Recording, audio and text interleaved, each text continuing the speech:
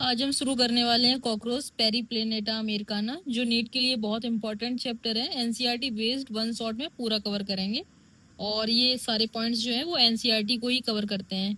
Cockroach का जो kingdom होता है वो एनिमेलिया होता है, फाइलम आर्थ्रोपोडा होता है। जॉइंटेड अपेंडेजेस एंड काइटिनियस एक्सोस्केलेटल जो होते हैं वो आर्थ्रोपोडा का फीचर होते हैं। इंसेक्टा में क्या होता है, 3 पेयर ऑफ जॉइंटेड लेग्स पाए जाते हैं। इसका ऑर्डर डिक्टियोपटेरा ऑर्थोपटेरा होता है, आप इसको अवॉइड कर सकते हो। जीनस पेरिप्लेनेटा है और स्पीसीज अमेरिकाना है। साइज जो होता है ये जो 1/4 इंच से लेके 3 इंच तक है। ये सारे जो कॉमन कॉकरोच होते हैं उनका साइज दिया गया है। इसको सेंटीमीटर में 0.6 से 7.6 सेंटीमीटर भी काउंट कर सकते हैं। इसके पास एक लॉन्ग एंटीना होता है और लेग होता है। फ्लैट एक्सटेंशन इसकी अपर बॉडी से निकला होता है, कंसील्स हेड के ऊपर। ये जो हेड होता है इससे ये देखिए निकला हुआ है ये flat extension. They have become resident, ये हमारे घरों में रहते हैं और ये सीरियस पेस्ट होते हैं क्योंकि ये फ्रॉग की तरह इकोनॉमिकल बैलेंस नहीं बनाते हैं। ये हमारे लोगों को नुकसान पहुंचाते हैं क्योंकि ये वेक्टर का काम करते हैं बीमारी फैलाने का। इसीलिए इनको हम अमेरिकन या कॉमन कॉकरोच या सिप कॉकरोच के नाम से जानते हैं।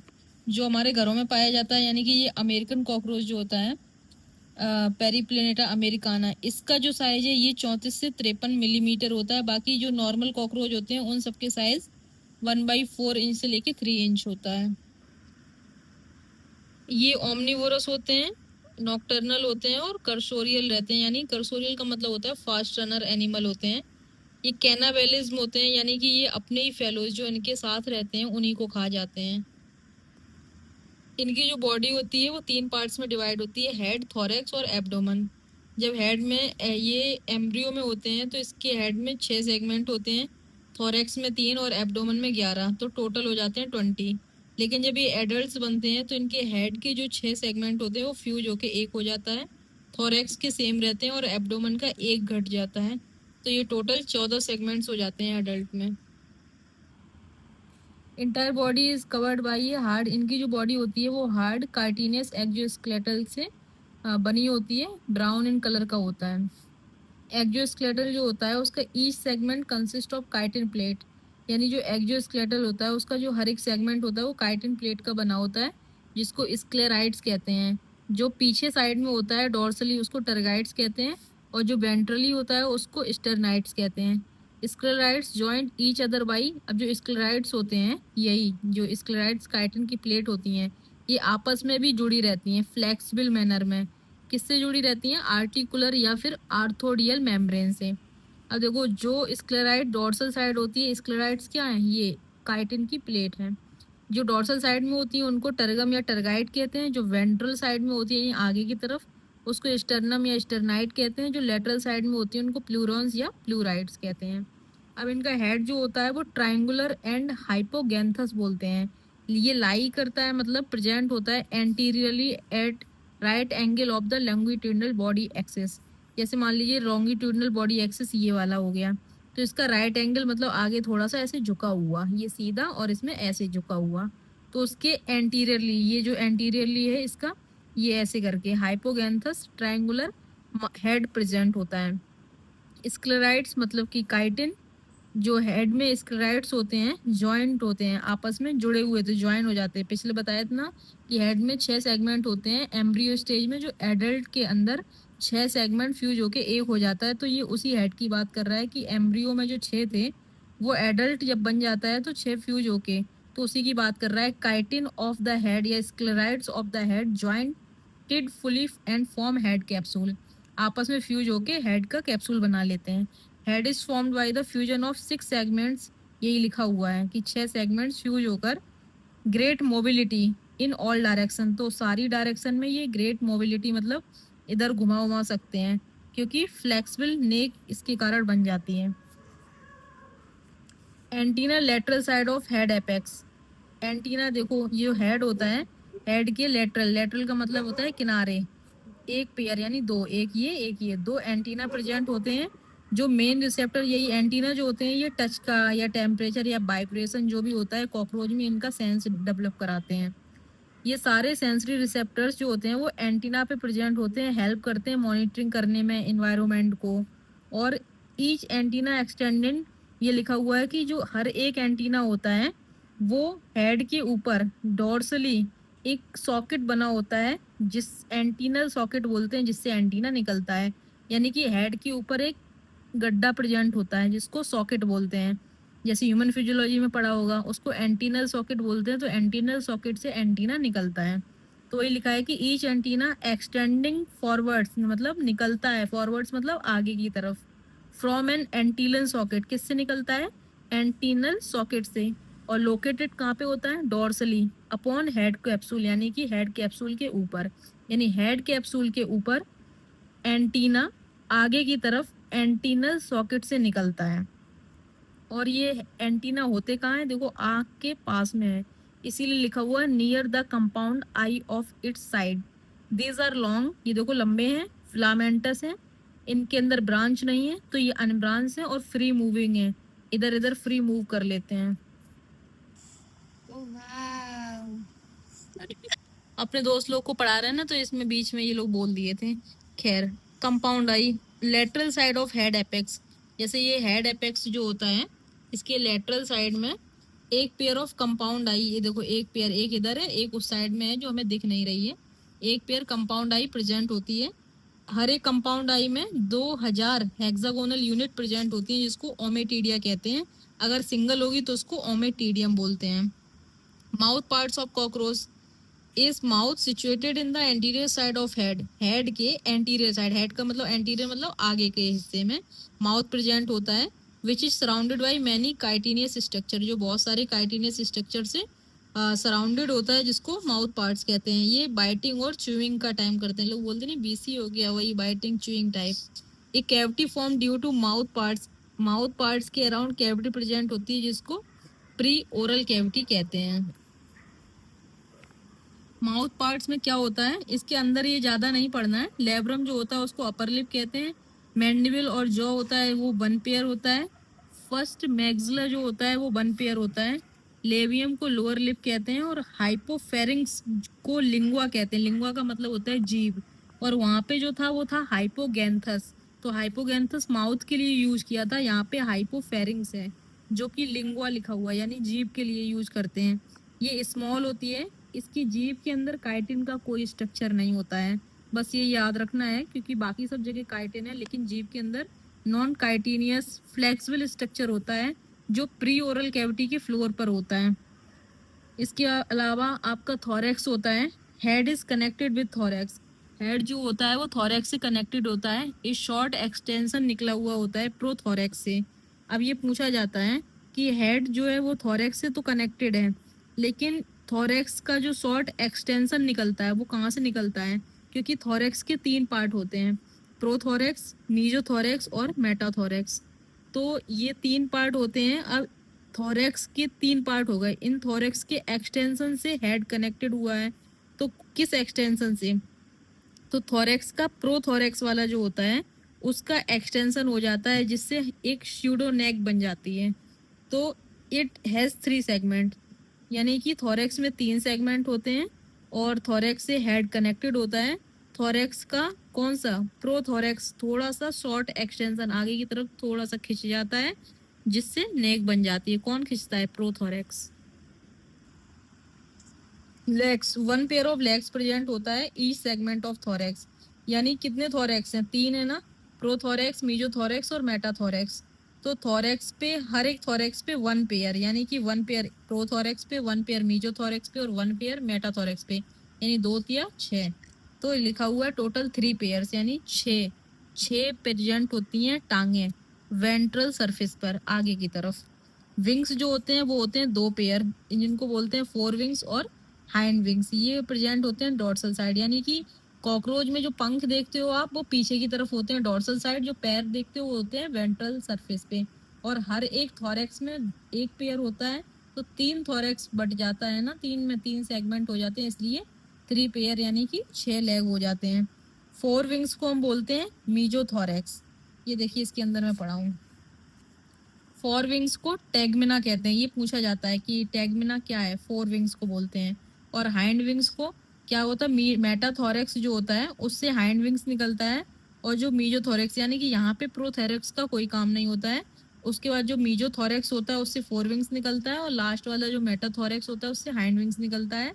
जो मीजोथोरेक्स होता है वो लॉन्ग होता है, नैरो होता है, यानी कि 4 विंग्स जो होता है वो लॉन्ग होता है, नैरो होता है, यानी लंबा होता है और नैरो होता है। ओपेक, डार्क एंड लेदरी होता है। और हाइंड विंग्स जो होता है स्मॉल होता है, ब्रॉड होता है, ट्रांसपेरेंट होता है, मेम्ब्रेनस होता है और फैन लाइक होता है। ये उड़ने में मदद करता है। फोर विंग्स जो होता है वो हाइंड विंग्स को रेस्ट कंडीशन में ढक के रखता है। यानी फोर विंग्स क्या करता है, हाइंड विंग्स को जब ये रेस्ट में होता है तो हाइंड विंग्स को ढक के कौन रखता है, फोर विंग्स। और हाइंड विंग्स किस में काम करता है, फ्लाइट में। जैसे मैं आपको दिखाऊं, ये देखिए, ये जो आपको दिख रहा है ना, ये वाला, ये लॉन्ग है, नैरो है। और ये कौन सा हो गया, ये हो गया फोर विंग, जो क्या कर रहा है, हाइंड विंग्स को ढक के रख रहा है। ये स्मॉल है, ब्रॉड है, ट्रांसपेरेंट है, जो उड़ने में मदद करता है। ये कौन सा हो गया, ये हो गया आपका हाइंड विंग्स। ये जो होता है जब रेस्टिंग कंडीशन में कॉकरोच होता है तो इसका फोर विंग्स जो होता है उसके हाइंड विंग्स को ढक के रख रहा है। देखो इस साइड वाला ढक के रख के दिखाया गया है, और ये ओपन वाला हाइंड विंग्स को दिखाया गया है। एब्डोमेन जो होता है, abdomen both male and females में 10 सेगमेंट होते हैं। यानी कि चाहे मेल कॉकरोच हो चाहे फीमेल कॉकरोच हो, उसके एब्डोमेन में 10 सेगमेंट्स होते हैं। और ईच सेगमेंट एक्सोस्केलेटल जो होता है वो 4 काइटिनियस प्लेट या स्क्लेराइड्स का बना हुआ था। जैसे 1 टर्गम, 1 स्टर्नम और 2 प्लूराइड्स होती हैं। फीमेल में 7th स्टर्नम जो होता है वो बोट शेप का होता है। जो 8th 9th स्टर्ना, यानी कि स्टर्नम की ही बात हो रही है, यानी कि फीमेल का 7th स्टर्नम बोट शेप का होता है, जो 8 और 9 स्टर्नम के साथ मिलकर एक ब्रॉड जेनाइटल पाउच बनाता है। कहाँ बनाता है, आगे की तरफ, जिसको फीमेल गोनोफोर, स्पर्मेथिकल पोर्स और कोलेटरल ग्लैंड सारी उसमें ओपन होती हैं जाके। मेल्स में क्या होता है, जो जेनाइटल पाउच या चैम्बर होता है वो हाइंड एंड यानी एब्डोमेन का जो पीछे वाला हिस्सा होता है वहां पे प्रेजेंट होता है। और कैसे, डोर्सली क्या होता है, 9th एंड 10th टर्गा और वेंट्रली 9th स्टर्नम, यानी कि इसमें 9th का जो है टर्गम और स्टर्नम दोनों शामिल होते हैं, और 10th का टर्गा शामिल होता है। इसमें क्या है, सारे स्टर्नम है। यानी फीमेल के अंदर क्या है, 7th स्टर्नम जो बोट शेप का होता है वो 8th और 9th स्टर्नम के साथ मिलकर एक ब्रॉड जेनाइटल पाउच बनाता है, यानी बड़ा सा जेनाइटल पाउच बनाता है, जिसके अंदर फीमेल गोनोफोर, स्पर्मेथिकल पोर्स और कोलेटरल ग्लैंड्स जो होती हैं ओपन होती हैं। लेकिन मेल्स में क्या होता है, जो जेनाइटल पाउच या चैम्बर होता है वो एब्डोमेन के हाइंड पार्ट पे 9th 10th टर्गा और 9th स्टर्नम के साथ मिलके बनता है। इसमें क्या होता है, एनस खुलता है, ventral male genital pore. Male के जो जेनाइटल पोर होते हैं वो किस साइड प्रेजेंट होते हैं, वेंट्रल साइड में। और गोनोपोफाइसिस होता है। मेल्स के पास में एक पेयर शॉर्ट थ्रेड लाइक, यानी कि एक छोटा सा धागे नुमा एनल स्टाइल प्रेजेंट होता है, जो कि फीमेल में नहीं होता। यानी कॉकरोच मेल की खासियत होती है एनल स्टाइल का प्रेजेंट होना, ठीक वैसे ही जैसे फ्रॉग के अंदर वोकल सेक्स का प्रेजेंट होना मेल का फीचर होता है। और उसके 4 लिम्ब में फर्स्ट डिजिट पे कॉपुलेटरी पैड होना, किसमें, फ्रॉग में। ऐसे ही कॉकरोच में एनल स्टाइल इसका मेल का फीचर है। बोथ सेक्स की बात कर रहा है यहाँ पे, कह रहा है मेल और फीमेल दोनों में जो 10 सेगमेंट होता है उसके पास में एक पेयर यानी 2 जॉइंटेड फिलामेंटस स्ट्रक्चर होते हैं एनल सर्काई। यानी कि एनल सर्काई मेल और फीमेल दोनों में होते हैं, और कहाँ होते हैं, 10 सेगमेंट पे होते हैं। डोर्सल को हम टर्गम बोलते हैं। एलिमेंट्री कैनाल में 3 पार्ट्स होते हैं, फोरगट, मिडगट और हाइंडगट। फोरगट को ये सब याद नहीं करना है, बस एक्टोडर्मल और एक्टोडर्मल ऑरिजिन होती है। मिडगट जो होती है उसमें क्यूटिकल की लाइनिंग एब्सेंट होती है, और मैंने कहाँ बताया था कहाँ एब्सेंट होती है, जीभ में एब्सेंट होती है। माउथ जो होता है ओपन करता है एक शॉर्ट ट्यूबुलर फेरिंग्स में।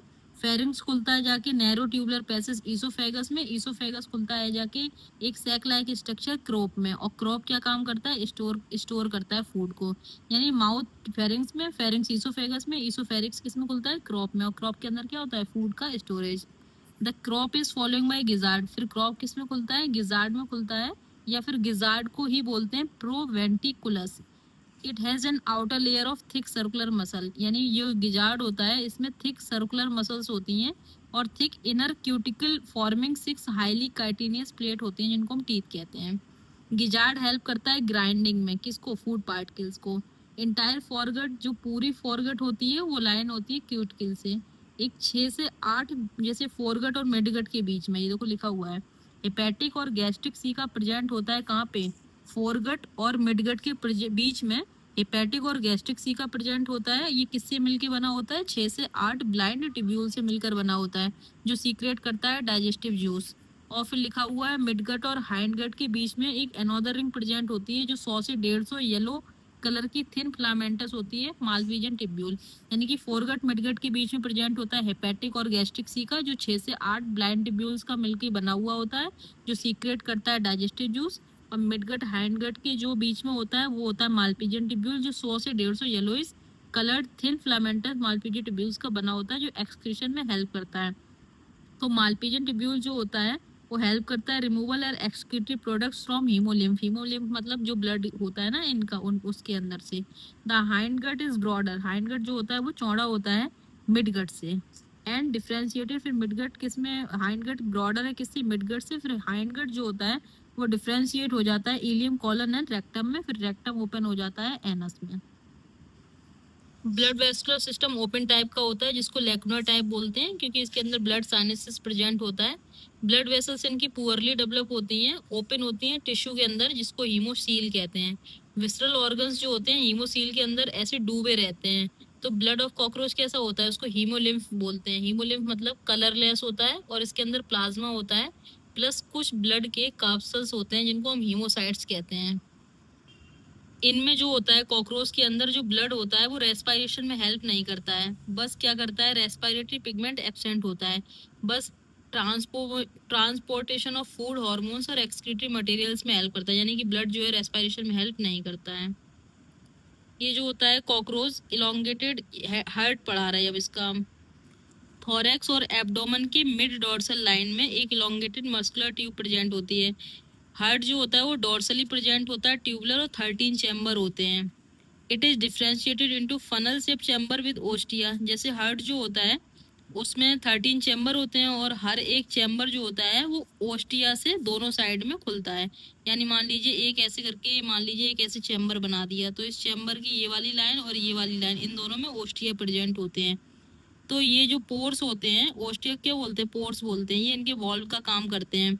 तो ब्लड इनसे पेरिकार्डियल साइनस के द्वारा हार्ट के अंदर प्रेजेंट, इनके हेड के आगे जो होता है पेरिकार्डियल साइनस प्रेजेंट होता है, तो उससे ये पीछे आता है।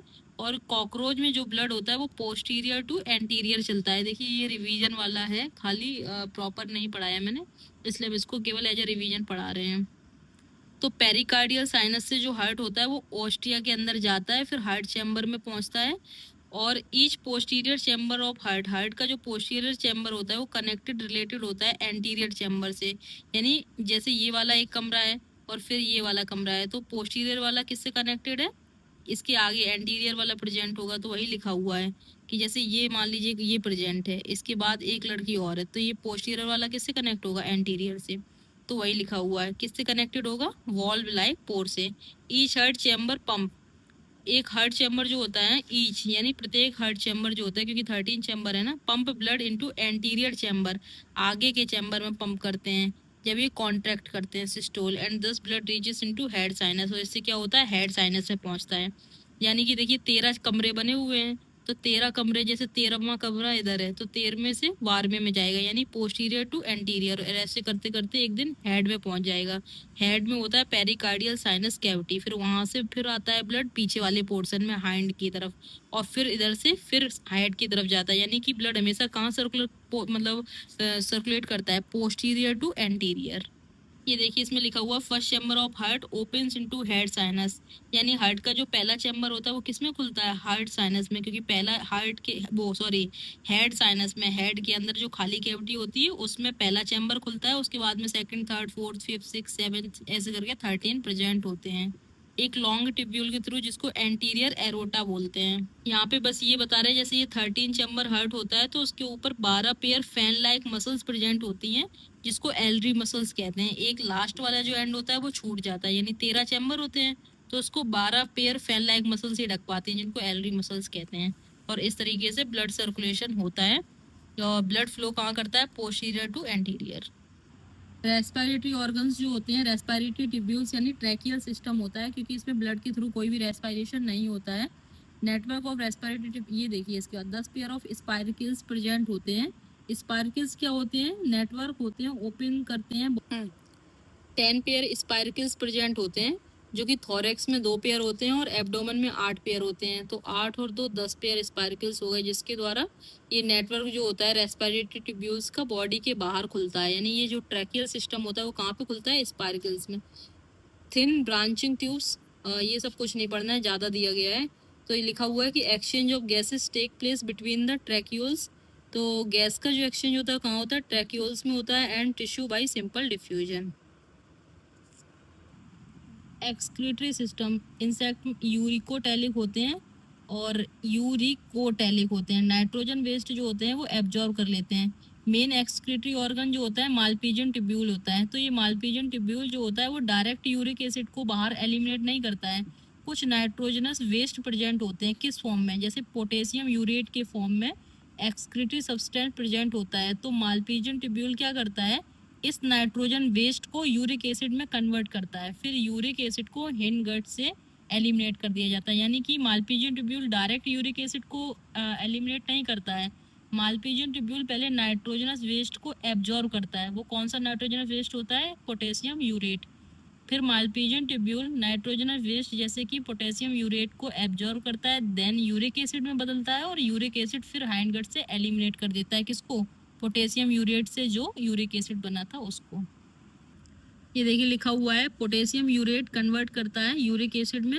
फिर पोटेशियम बाइकार्बोनेट भी ले सकते हो कि पोटेशियम यूरेट और पोटेशियम बाइकार्बोनेट दोनों ही नाइट्रोजनस बेस्ड होते हैं, जिनको मालपीजियन ट्यूब्यूल जो होता है यूरिक एसिड में कन्वर्ट कर देता है। वाटर एब्जॉर्ब करता है हाइंड गट से, excretory material through undigested food के द्वारा बाहर निकाल देता है। ये कुछ नहीं होता है। ये एंटेरोनेफ्रिक होते हैं और ऑस्मो रेगुलेशन में हेल्प करते हैं। ऑस्मो रेगुलेशन का मतलब होता है वाटर का कंजर्वेशन, वाटर को बचाना है कुल मिला के। अब जब आ जाए आपका फैट बॉडीज, नेफ्रोसाइट्स या बॉडी वॉल, तो ये सब एक्सक्रीशन में हेल्प करते हैं, यानी स्टोरेज ऑफ एक्सक्रीशन में हेल्प करते हैं। इनके अंदर यूरिकोस ग्लैंड्स प्रेजेंट होती हैं जो एक्सक्रीशन में काम करती हैं। और इनके अलावा फैट बॉडीज, नेफ्रोसाइट्स, ये बॉडी वॉल आ जाए तो ये भी एक्सक्रीशन में काम करती हैं। इनका जो ब्रेन होता है वो सुप्रा ईसोफेजियल गैंग्लिया हेड रीजन में प्रेजेंट होते हैं। इनके अंदर नर्व सप्लाई होती है जो एंटीना और कंपाउंड आई तक जाती है। अब नर्व कॉर्ड जो होती हैं क्या होती हैं कि 3 लार्ज गैंग्लिया इन थोरेक्स, थोरेक्स के अंदर 3 गैंग्लिया प्रेजेंट होती हैं और 6 एब्डोमेन में प्रेजेंट होती हैं। तो लास्ट गैंग्लियन जो होती है वो 7th एब्डोमिनल सेगमेंट पे प्रेजेंट होती है, लेकिन होती कितनी है? 6 और 3 कितनी हो गई? 6 और 3 9, यानी कि 9 गैंग्लियां प्रेजेंट होती हैं, 9। लेकिन जो लास्ट वाली 9 वाली जो होती है तो वो 7th एब्डोमिनल सेगमेंट पे प्रेजेंट होती है। ये देखिए यहाँ पे लिखा हुआ है कि अगर हेड काट दिया जाए कॉकरोच का तो क्या वो जिंदा रह सकता है? 1 हफ्ते तक हाँ रह सकता है, क्योंकि इसका जो नर्वस सिस्टम होता है वो मेनली इसकी बॉडी में होता है, हेड में तो बहुत कम होता है, इसलिए ये 1 वीक तक जिंदा रह सकता है। ये बता दिया था कि 2000 हेक्सागोनल ओमिटीडिया होती है, सिंगल को ओमिटीडियम कहते हैं। इनका जो विजन होता है वो मोजेक विजन होता है। ये सेवरल इमेजेस बना लेते हैं क्योंकि 2000 हेक्सागोनल इनके लेंस एक तरीके की लेंस होते हैं, तो 2000 फोटो बना लेते हैं, इसलिए इसको बोलते हैं मोजेक विजन। ये नॉक्टर्नल विजन भी रखते हैं, लेकिन ओवरऑल आंसर आएगा तो लगेगा मोजेक आंसर। कॉकरोच का जो एक पेयर टेस्टिस होती हैं कहाँ पे प्रेजेंट होती हैं? एब्डोमिनल सेगमेंट के किस हिस्से में? 4 से 6 हिस्से में। और एक टेस्टिस जो होती है उसमें 3 से 4 लोब होते हैं, और 3 से 4 लोब वाली 4 से 6 होती है। जैसे एक टेस्टिस है, एक टेस्टिस में 1 2 3 लोब हैं, ऐसे करके 4 से 6 सेगमेंट जो होता है एब्डोमिनल का वहाँ पे टेस्टिस प्रेजेंट होती हैं। एक वॉसा डिफरेंसिया होती है। टेस्टिस किस में खुलती है? वॉसा डिफरेंसिया में। फिर वॉसा डिफरेंसिया खुलती है इजैकुलेटरी डक्ट में। इजैकुलेटरी डक्ट सेमाइनल वेसिकल्स में ओपन होती है।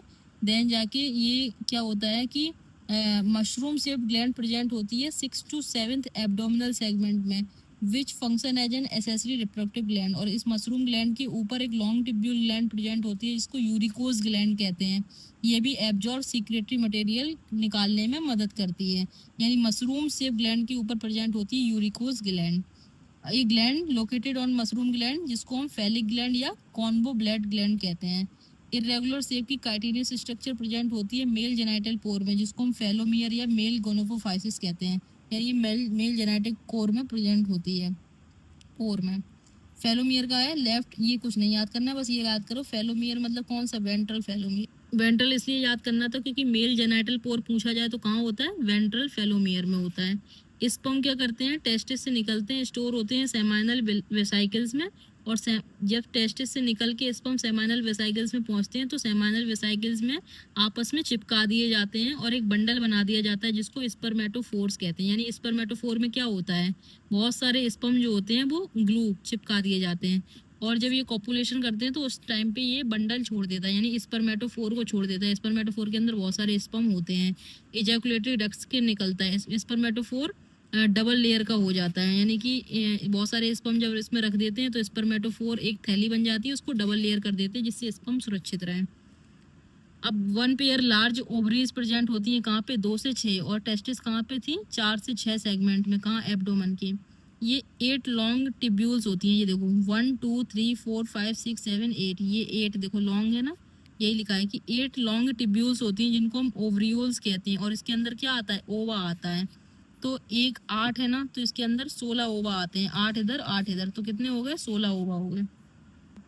तो 8 और 8 ओवरियोल्स है ना, 16 है ना, 16 ओवा एक टाइम पे मैच्योर कॉकरोच में बनते हैं। फिर ओविडक्ट होती है ये, तो इस ओविडक्ट से 8 और 8 16, तो हम लेते हैं 14 से 16, तो 14 से 16 ओवा आते हैं, और किस में खुलते हैं आके, ये दोनों ओविडक्ट किस में खुल रहे हैं, कॉमन ओविडक्ट और वेजाइना, इसी को बोलते हैं, या कॉमन ओविडक्ट बोल देते हैं, या फिर इसी को हम वेजाइना कहते हैं। तो ये ओविडक्ट किस में खुलती हैं, कॉमन ओविडक्ट या वेजाइना में।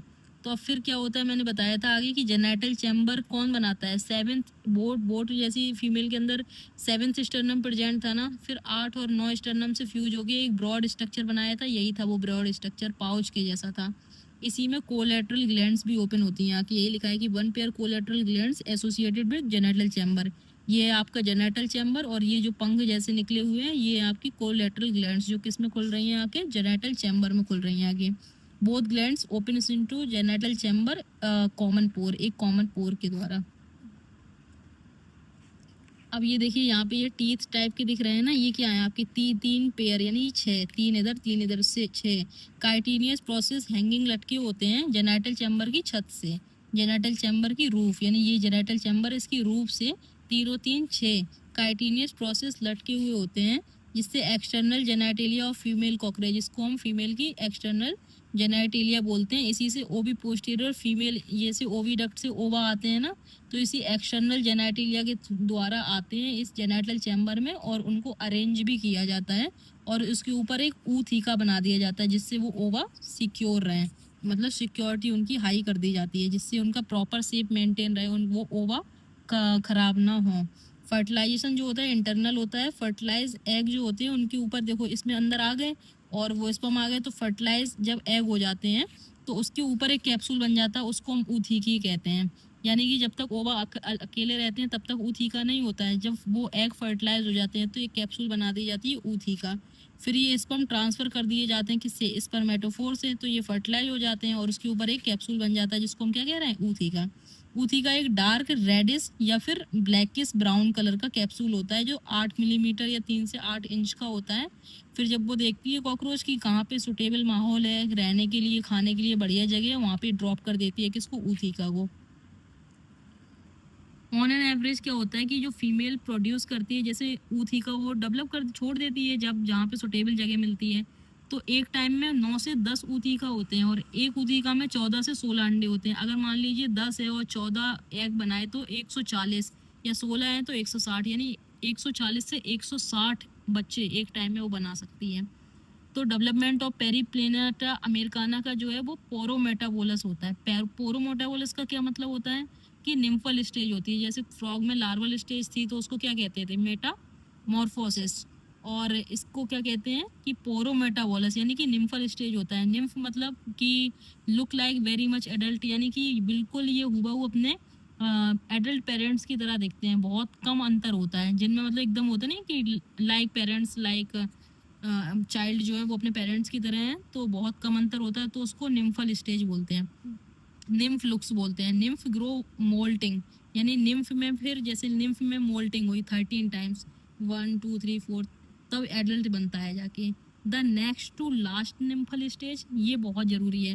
लास्ट का मतलब है जैसे 13 बार मोल्टिंग हो रही है ना, तो लास्ट नेक्स्ट का मतलब हो गया 13वां बार, और लास्ट निम्फल स्टेज यानी कि 12वीं मोल्टिंग की बात, जैसे यहाँ से काउंटिंग चालू करिए 1 2 3 4 ऐसे करके 12वां और 13वां, तो next to last nymphal stage का मतलब है, नेक्स्ट का मतलब 13वां निम्फल स्टेज यानी कि 13वीं मोल्टिंग, और उसके ठीक एक पहले वाली 12वीं मोल्टिंग, उसके लिए लिखा है लास्ट निम्फल स्टेज।